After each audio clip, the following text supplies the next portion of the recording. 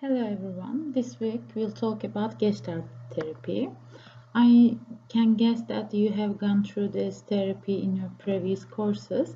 We will briefly go over this therapy. Actually, at the basis of this therapy, there is this saying, I'm not in this world to live up to other people's expectations, nor do I feel that the world must live up to mine.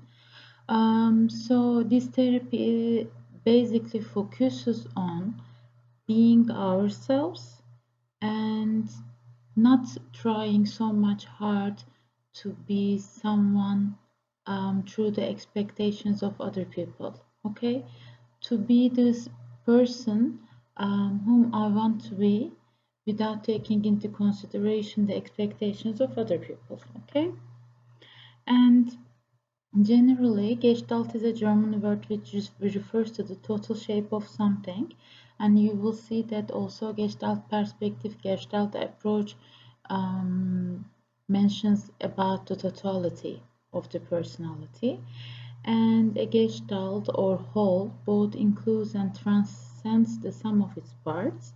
So we are referring to the wholeness of a personality in Gestalt therapy, and it cannot be understood simply as a sum of smaller or independent events, but rather than just concentrating on the parts of the personality, we are referring to the wholeness of it. Okay, and actually main originator and developer of Gestalt therapy is Fritz Perls and his wife Laura Perls. Um, let's briefly make an introduction to Gestalt therapy, and afterwards we will mention about how this therapy views the human nature and the key concepts of this therapy. Firstly, in its essence, it's an existential and phenomenological approach. Therapists try to increase their clients' awareness throughout this therapeutic approach, and it is grounded in the client's here and now. Actually, while practicing this therapy, you will see when we cover the techniques of it that always we are trying to keep our clients in the here and now. Okay, even if we are talking about the past, we are bringing the past experiences to here and now and how they are perceived and experienced in the present. This is the important part in Gestalt therapy. And initial goal is for clients to gain awareness of what they are experiencing and doing now. Okay, so in general, Gestalt therapy focuses on direct experiencing rather than the abstractness of talking about situations. So in Gestalt therapy, you don't find the therapist and client talked about past, what happened to the client and previously, and what will be in the future, but rather than keeping the client in the now and here in the present moment and leading the client to experiencing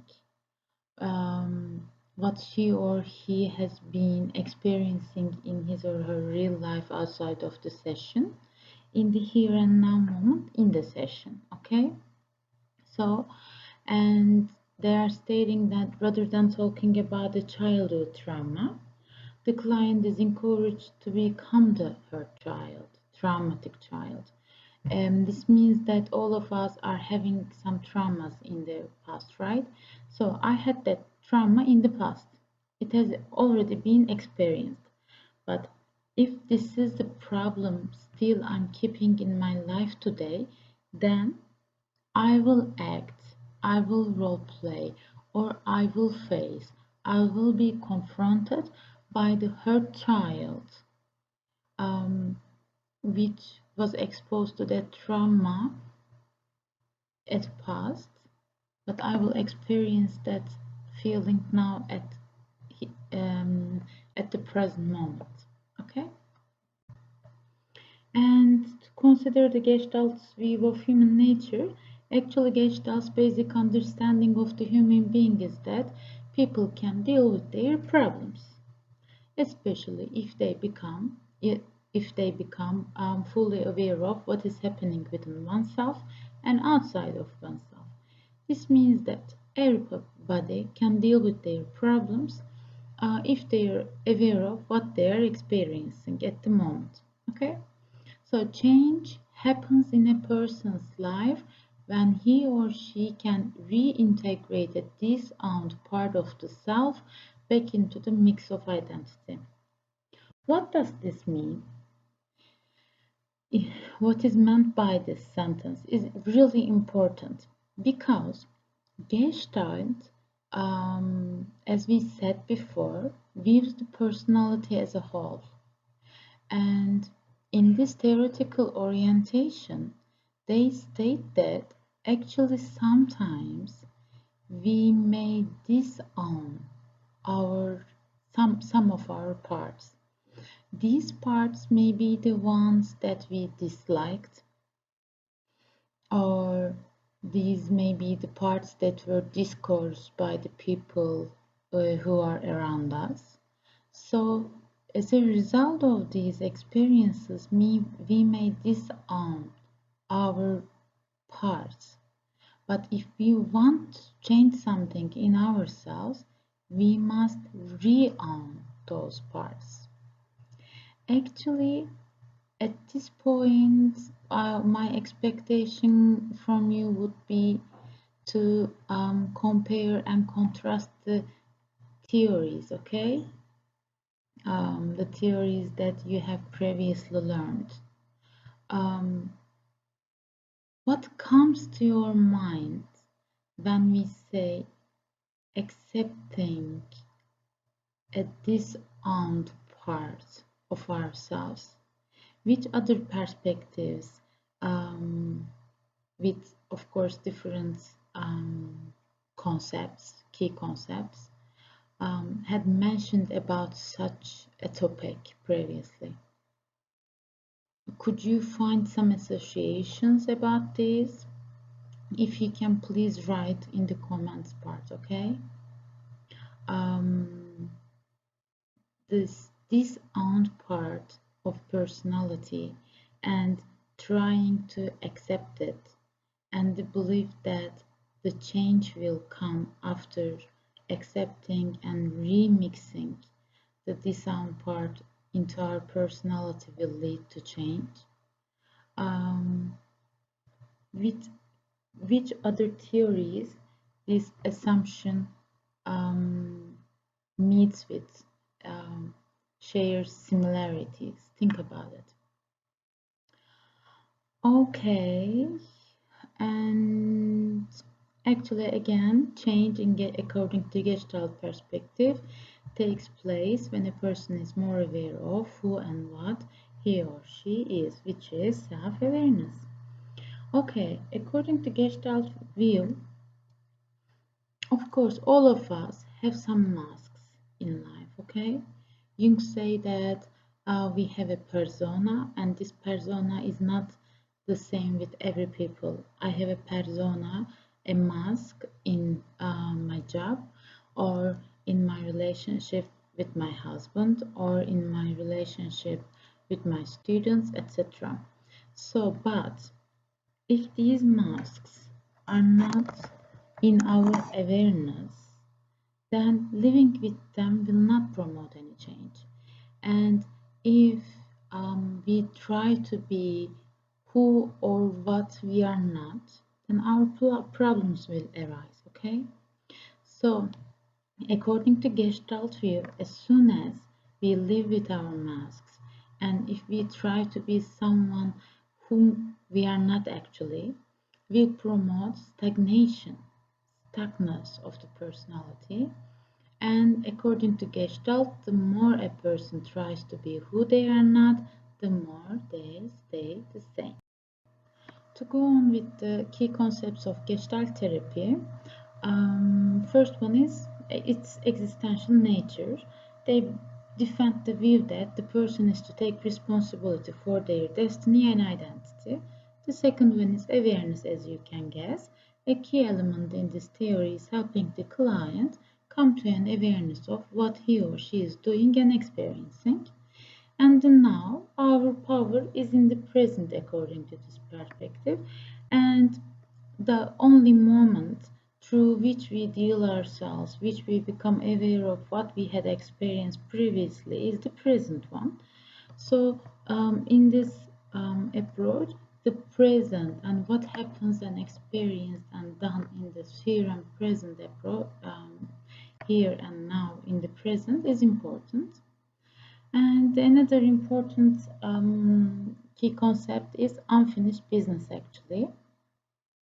These are feelings about the past which have not been expressed actually. For example, hatred, pain, anxiety, grief. These feelings are associated with distinct memories and fantasies actually. For example, think that you are not talking with a friend from the past anymore and you are still angry at her. This means that this is unfinished business. If you ask for a business to have been finished, then at the here and now, at the present, you must be feeling nothing. Okay? If you are still feeling something, then there is something unfinished. And as a result of these unfinished businesses, actually, these unexpressed feelings may result in physical symptoms. For example, preoccupation, compulsive behaviors, self-defeating behaviors. So, in this regard, if we don't express our feelings, if we suppress them, as we had mentioned in psychoanalytic approach as well, then at a point our body will display some symptoms to be seen. Okay, so in this regard, Gestalt therapy also emphasizes paying attention to the bodily experiences. For example, Pearl in his sessions was saying to his clients, for example, a man who is always playing with his hands, okay? And in the session, Pearls was pointing out to that bodily experience and saying, now, let's say Ali, if your hands had some voice, what would they say?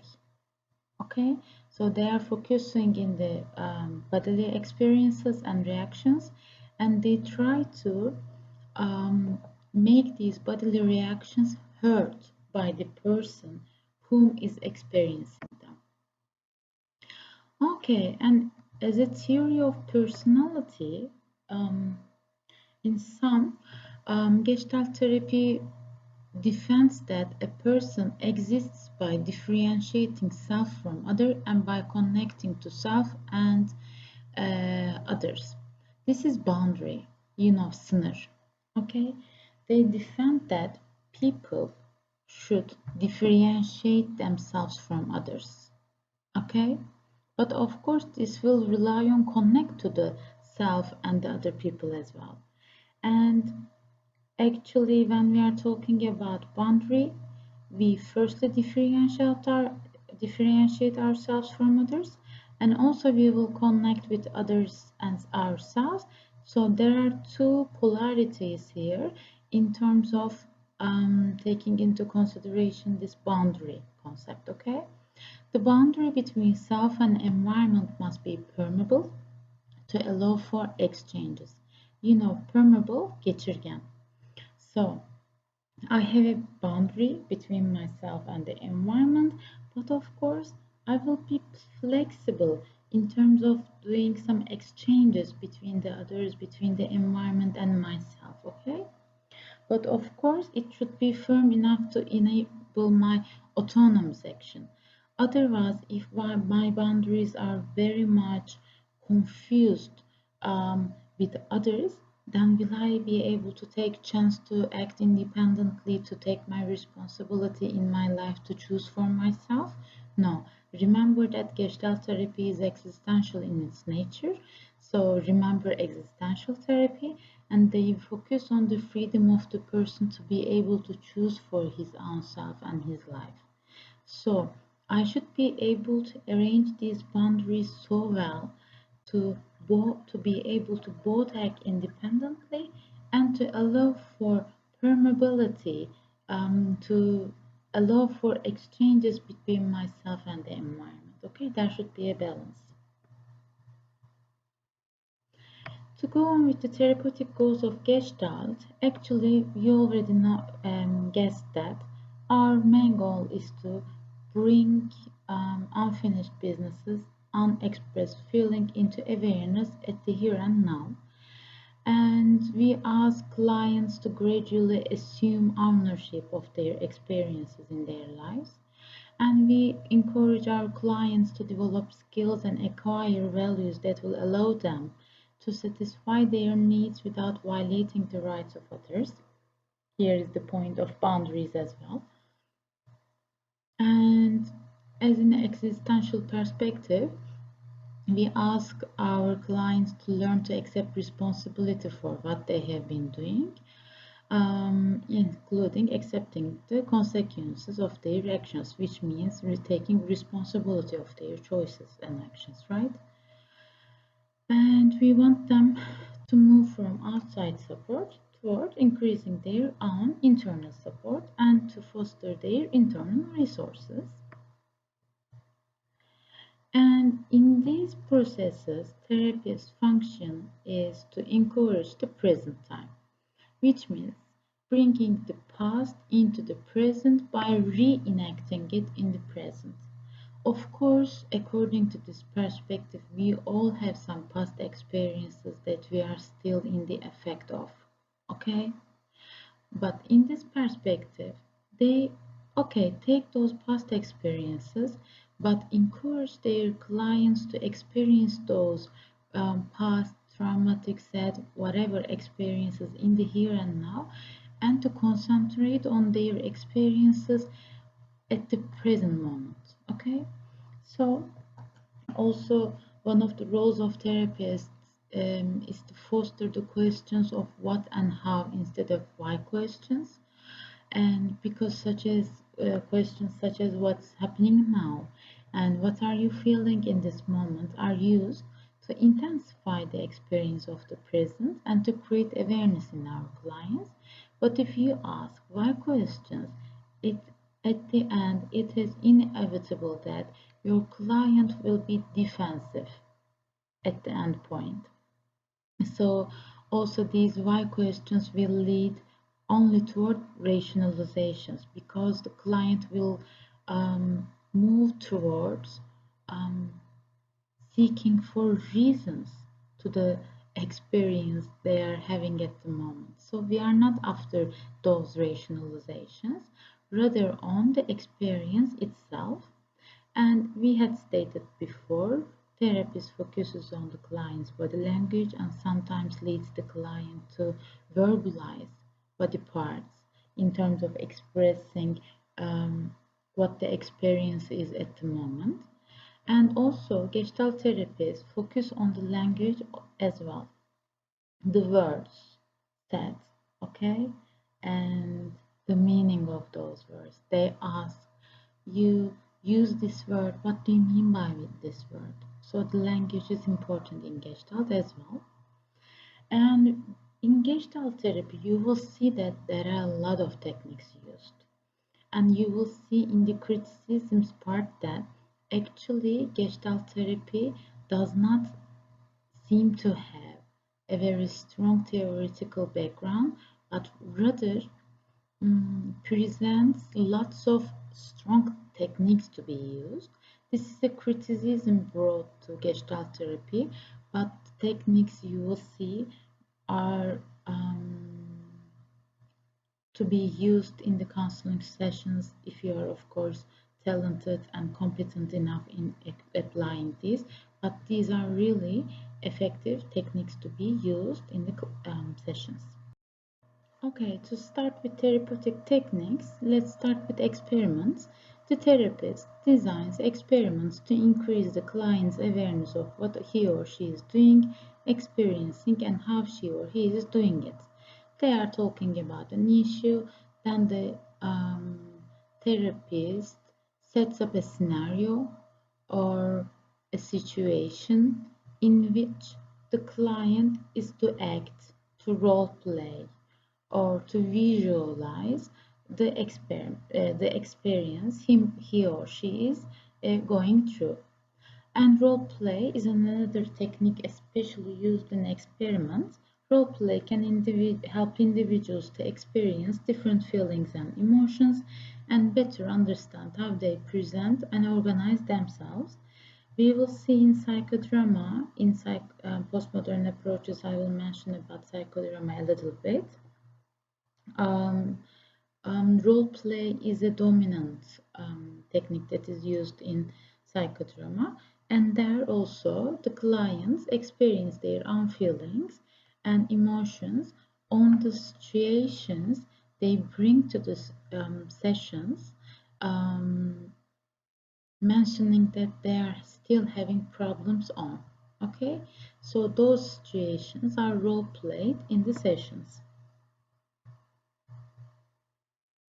The open chair, but this is open chair here, but we use empty chair technique. Okay, these open chair and empty chair are used interchangeably, but we use it in Turkish as boş iskemle. The open chair technique involves two chairs and role play and can give rise to emotional scenes. The client sits opposite an empty chair and must imagine someone in it. Then they communicate with this imaginary being, asking questions and communicating. Buraya Türkçe açıklayayım arkadaşlar. Seanslarda 2 tane sandalye getiriyorsunuz. Mesela diyor ki bir danışanınız ben kimseye hayır diyemiyorum diyor. Soruyorsunuz en son kime hayır diyemediniz? Mesela diyor ki işte bir tişört almaya gittim bir mağazaya. İşte istediğim şeyi tarif ettim. Aslında ona hiç benzemeyen bir tişört getirdiler ama ben hani hayır bu istediğim değildi diyemedim ve o tişörtü almak zorunda kaldım diyor. Başka alanlar da var hayır diyemediği danışanınızın. Ne yapıyorsunuz? Koltuğa alıyorsunuz sandalyeleri. Bir tarafa oturtuyorsunuz danışanınızı. Karşı sandalye de boş oluyor. Danışanınıza diyorsunuz ki bakın karşınızdaki sandalyede şimdi mağazadaki satıcı oturuyor. Sizden istediğim o ana geri dönmeniz ve orada gerçekten istediğiniz tişörtü tarif etmeniz. Bunun neticesinde o anı canlandırarak siz kendi sözcüklerinizi söylediğinizde sıra karşı taraftaki satış elemanına geldiğinizde yerinizden kalkıp onun sandalyesine geçip o olmanızı istiyorum. Ve onun gibi kendinize yanıt vermenizi istiyorum diyorsunuz. Sonra işte danışanınız söylüyor şöyle bir tişört istiyorum diyor. Sözü bitiyor. Karşı sandalyeye geçiyor ve satış elemanı oluyor. Orada kendi zihnini biraz durdurması lazım. Satış elemanının sözleri işte hanımefendi hemen bakıyorum diyor mesela. Ondan sonra ya da işte şöyle bir şey buldum getirdim diyor. Sonra danışan kendi koltuğuna geçiyor. Aha bakayım diyor. Kendi sözlerini canlandırıyor. Ondan sonra satış elemanına sıra geliyor. İşte bu sanırım istediğiniz şey diyor. Sonra danışanınıza önce olanı canlandırmasını istiyorsunuz. Diyor ki, peki tamam alayım ben bunu. Tam orada kesiyorsunuz. Duygunuz ne? Aslında bu benim istediğim şey değil diyor. O zaman hadi alternatifini canlandıralım. Alternatif üzerine çalışıyorsunuz. Ne yapıyor? Ya çok teşekkür ederim. Çok zahmet verdim size. Ama ben belki tam anlatamadım. Bu benim tam istediğim tişört değil. Çok teşekkürler deyip çıkabilir. Tamam. Bunun deneyimini yaşatıyorsunuz boş iskemlede. And to go on with the other therapeutic methods, one of them is dialogue. A Gestalt therapist will need to engage the client in meaningful and authentic dialogue in order to guide them into a particular way of behaving or thinking. This may move beyond simple discussion to more creative form of expression, such as dancing, singing, or laughing. We use this in psychodrama as well. In sessions, in order to have a dialogue with ourselves and other people, we should find some ways of expressing ourselves, okay, our feelings, our thoughts, etc. So in order to express ourselves, we may try new ways. So dancing, singing, laughing, just blinking our eyes, smiling, etc. They are experiencing these emotions and different kinds of expressions in this session by this dialogue technique. And for this dreams are actually an important part in Gestalt therapy, and they help the individuals to understand spontaneous aspects of themselves. And Fritz Perls frequently asks clients to relive their dreams by playing different objects and people in the dream. So still there are role playings, some visualizations, and this is a key question to ask. What are you aware of now while talking about the dream? So in this point, we are not analyzing the dream, but we ask our clients how their awareness is on that specific dream. Okay, we are trying to carry the message of the dreams into our clients' awareness. We are not analyzing them. Okay, we had already covered that there is an attention to the body language. And this top dog, underdog technique is a commonly used one by Gestalt therapy. And this technique is used when the therapist notices two opposing opinions, attitudes within the client. The therapist encourages the client to distinguish between these two parts and to play the role of each in a dialogue between them.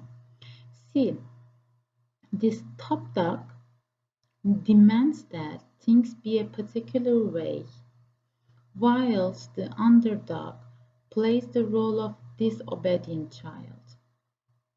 So, Gestalt therapists notice this, and instead of using confrontation technique, but still this is confrontation in its essence, but the individuals are asked to act these two sides struggling for control. Okay, this can either be visualized by empty chair technique or other role playings. Okay, the aim is to make the client aware of two conflicting sides trying to get control over a specific situation. Okay, fantasy is another technique used, and it is used to increase client self-awareness of their thoughts and emotions and to bring about closure to unfinished businesses. Therapists use these fantasies, the guided imagery techniques, to encourage clients to imagine situations such as what they would do in a certain situation or by projecting themselves into different roles. For unfinished business,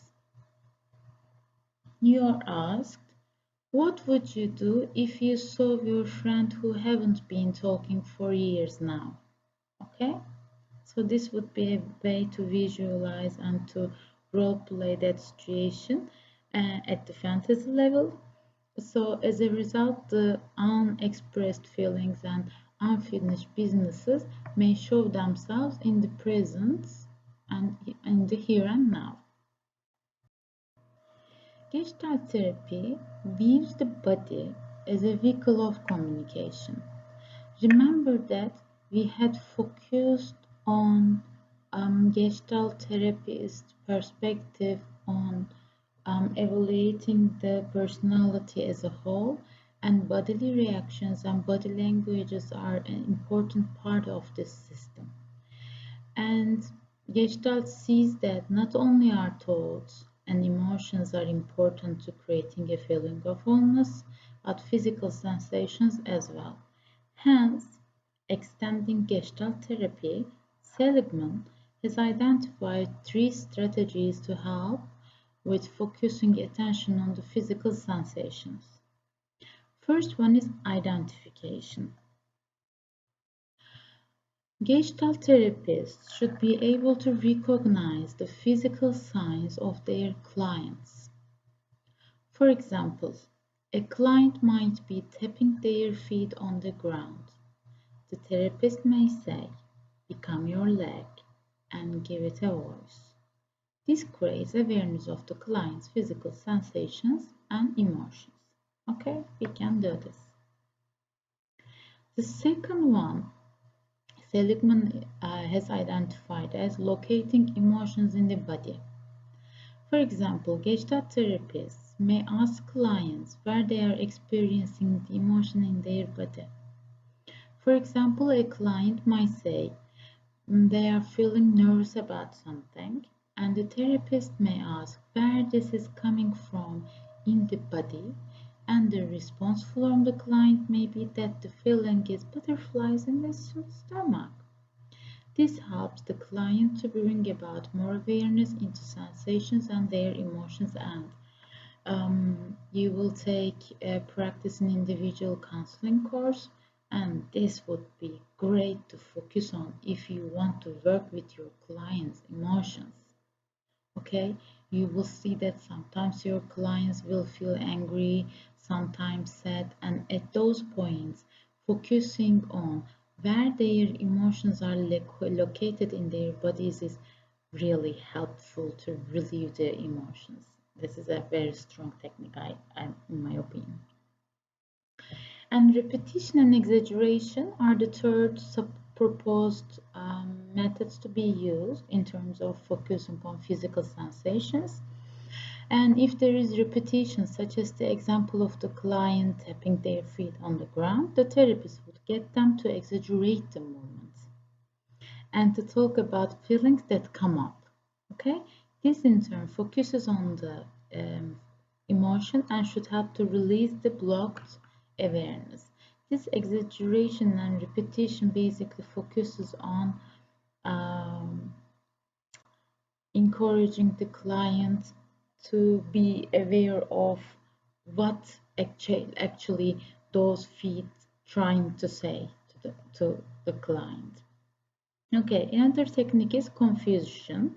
The technique of dealing with confusion of the client is about drawing attention to the client's hesitation in talking about something unpleasant. The hesitation can be shown through avoidance, blanking out, verbalism, and fantasy. By drawing attention to the hesitation, it creates self-awareness for the client and allows the client to work through the issue. Basic thing is that if our clients hesitate to share something unpleasant in themselves, if they are feeling any confusion in themselves in order to effectively experience their unpleasant stuff, then this will be dealt with in the session, and when this hesitation is relieved, then the material will come to the awareness. And applications of Gestalt therapy. Actually, it can be applied as a long-term therapy or as a brief and solution-focused approach. Okay? It is based on what you have decided to work with your client. Originally, Gestalt therapy was predominantly used to treat individuals who were anxious and depressed, and who were not showing serious pathological symptoms. But they may also be used with personality disorders as well, okay, like borderline personality disorder. They may be worked with addiction, post-traumatic stress, and they are effective in counseling groups, couples, and families. And overall, people who participate in Gestalt therapy-based sessions will feel themselves, most probably with more self-confidence, calmness, and at peace with themselves. And this approach has some strengths. We know that there is empirical research to support Gestalt therapy and its techniques, and it has a beneficial impact with personality disorders. Okay, Gestalt therapy differentiates from most of the other theories in terms of this. With this theory, with this approach and its techniques, you can work with personality disorders. And it's flexible in its approach to therapy. It has many techniques, and you may apply them under different therapeutic situation and based on your client's readiness. Okay, so you can be flexible in terms of utilizing from these techniques, but of course it has some weaknesses as well. For Gestalt therapy to be effective, the therapist must have a high level of personal development. I don't know if it's this really a weakness, but uh, rather it's something strong, I guess, but generally it is mentioned as a weakness. Of course, as a therapist, you should take your therapy first. You should take your expertise. You should have your graduate education. So you must have a high level of personality development. Your relationship with yourself must be well enough, okay? If not, you can't be helpful or you cannot be very successful in using those special techniques with your clients. Potential danger. There's a potential danger for therapists to abuse the power they have with clients. Actually, you also see that these techniques are very strong and powerful techniques. So, as a therapist, you may feel that you have a power, and at the point, yes, you have a power if you are really competent enough to be able to use these techniques. So you should be very aware of yourself. You should be careful about protecting your clients. This is important. I had mentioned that this theoretical base is seen to be lacking, and for some approaches, dealing with only here and now is an advantage, but for some approaches, it's a disadvantage. It doesn't deal with diagnosis and testing. Its work is to intervene into the situations, into the disorders, into the problems. So, enough for this week. Best